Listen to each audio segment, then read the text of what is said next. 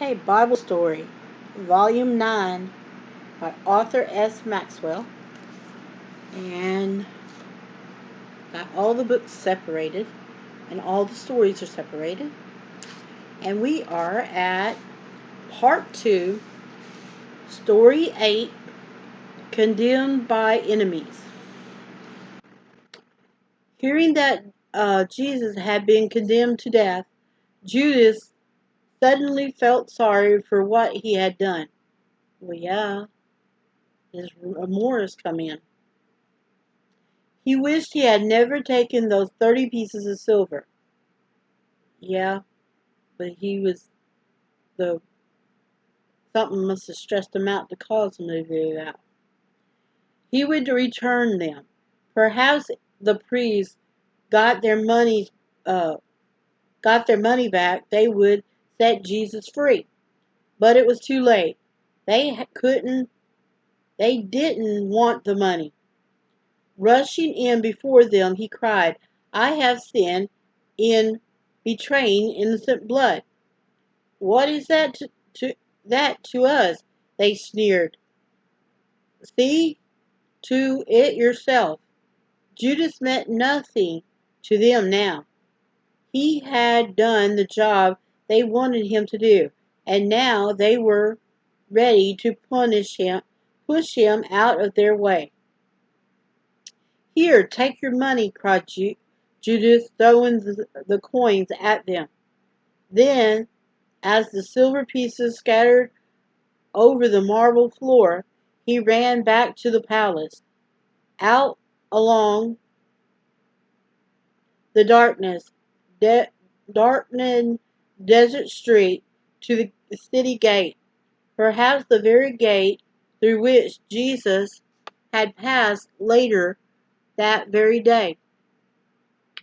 Somewhere beyond it, alone, ashamed and terrified, he found a tree and hung himself.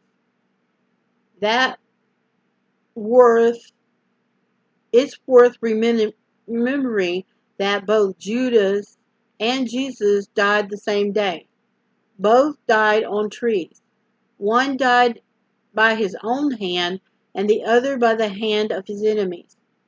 One died a traitor, the other a hero. One helped nobody by his death, the other saved the world. Back at the palace, the priest looked at the 30 pieces of silver on the floor and decided to pick them up, but they were puzzled what to do with them. "This is blood money," they said. "We can't put it back in the treasury." So they called a committee meeting and decided to use it to buy a potter's field to bury strangers in. It was still called it is still called the field of blood when, years later, Matthew wrote his gospel. Meanwhile, Jesus was getting pushed and dragged in the midst of a jeering mob to the home of the Roman governor. It was still early in the morning when they arrived there, and I am sure Pilate was not at all pleased at being disturbed at, and then it has is a Devon Lee of Judas throwing the coins at the coins at the priest.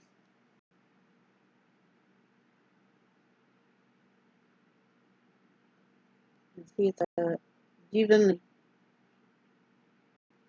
And there's the coins, the 30 pieces of silver. You know, he's really, really upset.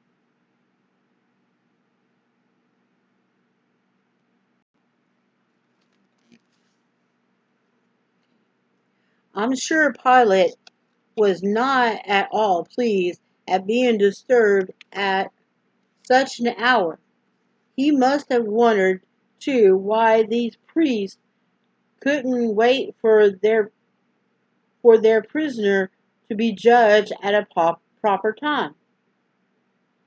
As for Jesus, he must have been very, very tired. He hadn't slept since Wednesday night, and it was now Friday morning. Hour after hour he stood before his tormentors, being slapped, beaten, and spat upon. Since his arrest in Gethsemane, he had no food, no rest, not even one comforting word from a single friendly soul. Yet he had uttered no word of complaint or talked back in anger to those who had struck him so shamefully. He was like a lamb that was led to the slaughter, and like a sheep that before its shearers is dumb. So he opened not his mouth. So he didn't say anything because they already made a decision. Often during that terrible night, he must have thought how ungrateful these people were. He had tried so hard to be friends with them and help them. Some of them he had healed from various diseases. And this was how they repaid him. Because it was Passover time, the Jews would not go into Pilate's judgment hall. They thought they might defile themselves, because it's supposed to be a sinful place. And though they had not done that already by laying their hands upon a sacred person of the Son of God, so they stayed outside, and Jesus went in alone with his Roman guard. Pilate looked at the prisoner as much surprised. He had expected to see a violent criminal, not a quiet, dignified gentleman like this. There must be some mistake, he thought, and went out to speak with the chief priest.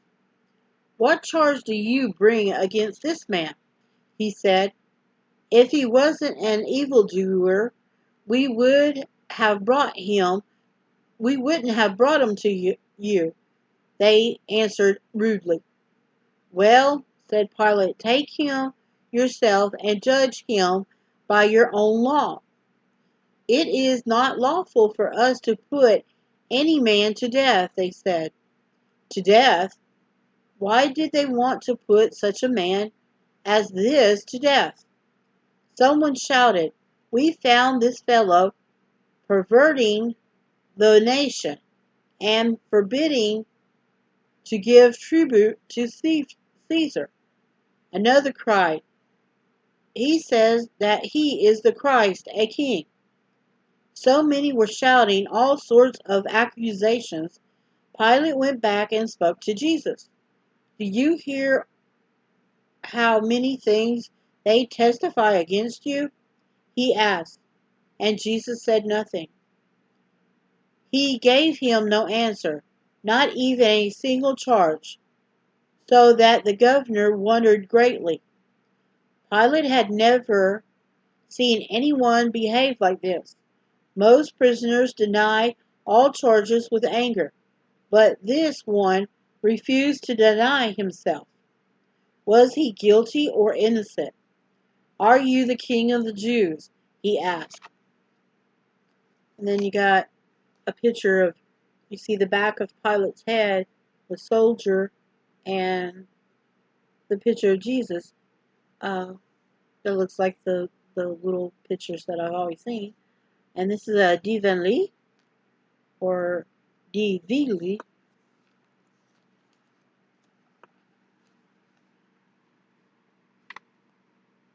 And there it is. See, we got the back of Pilate's head, the soldier, and the representation of Jesus there.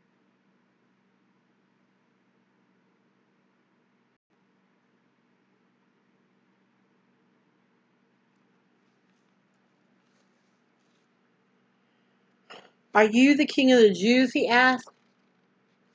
And at this, Jesus asked a question of the governor.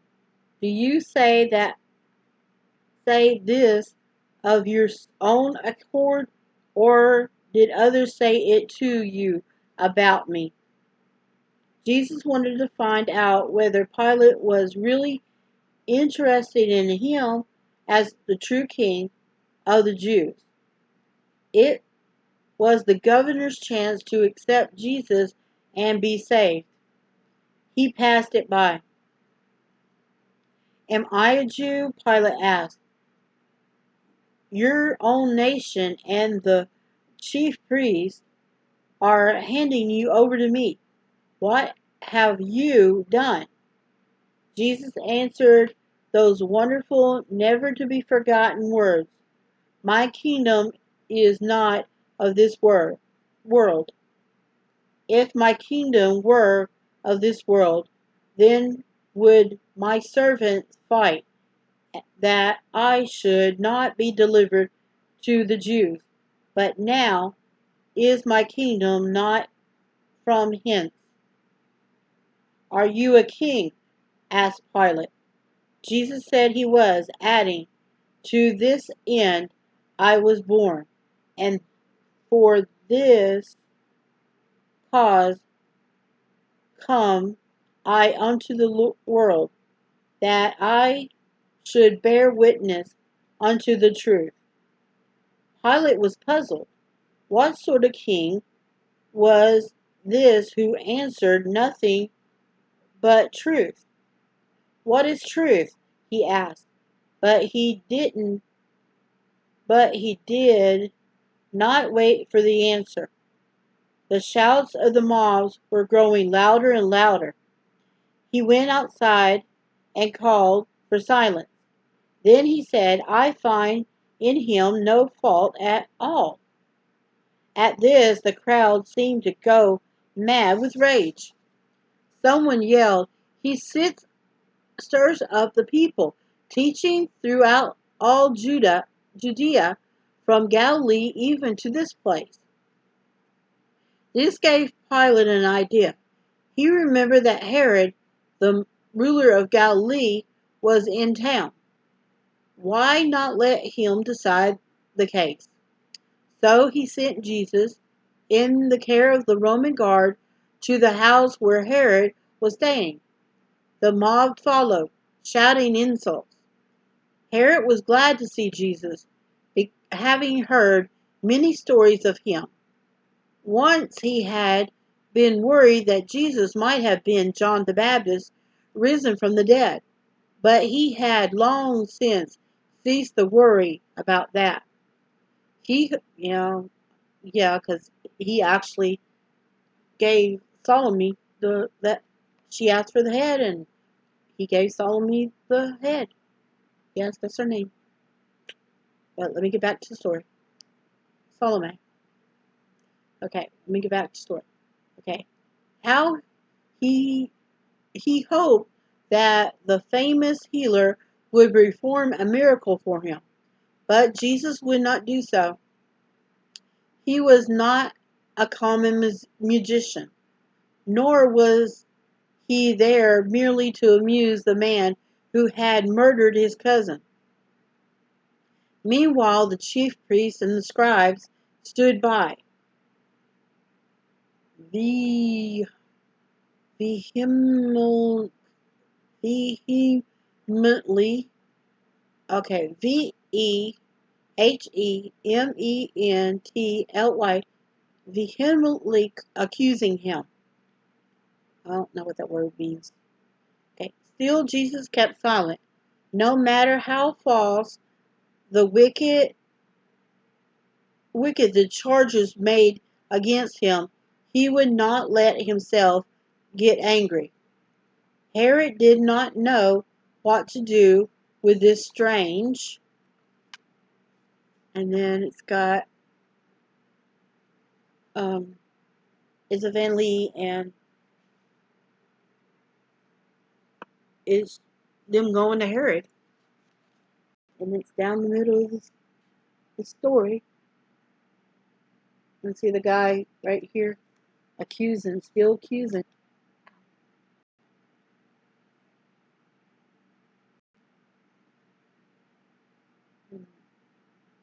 Get it? within frame, so it won't. But that's pretty much what's going on in between. Okay. Herod did not know what to do with the strange prisoner who had stood there calmly looking at him with sad, accusing eyes. Suddenly he went into a rage and let his soldiers mock Jesus and strike him. At the cruel joke, he had them put a glorious robe on him. Then he sent him back to Pilate.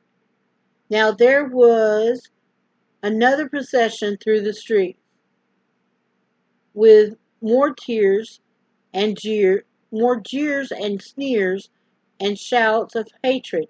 Jesus must have wondered how much longer he would stand. Then he remembered that the hour for the slaying of the Passover lamb was drawing near. It wouldn't be long now. Pilate was not pleased when Jesus was brought back to him. Now he would have to settle this matter himself. Going out again to the raging crowd gathering before the judgment hall, he told them how he had questioned the prisoner and found him not guilty.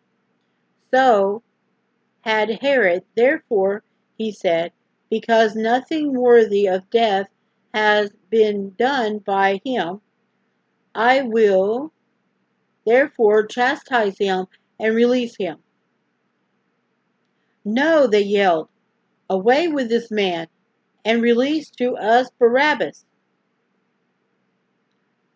What then shall I do with Jesus? Asked Pilate. Crucify him, they cried. Why? What evil has he done? Crucify him, crucify him, was their only answer. And of course, he was given a red robe. It's got a picture, is a divinely of Herod putting that robe on him.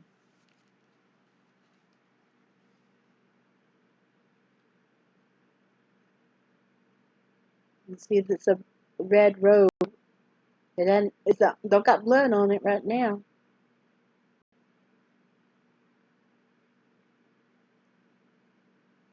Okay. Well, that is the end of part 2.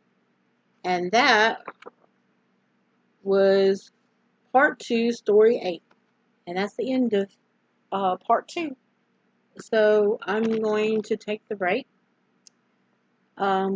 fix these up, and then finish out the stories. See you in a bit.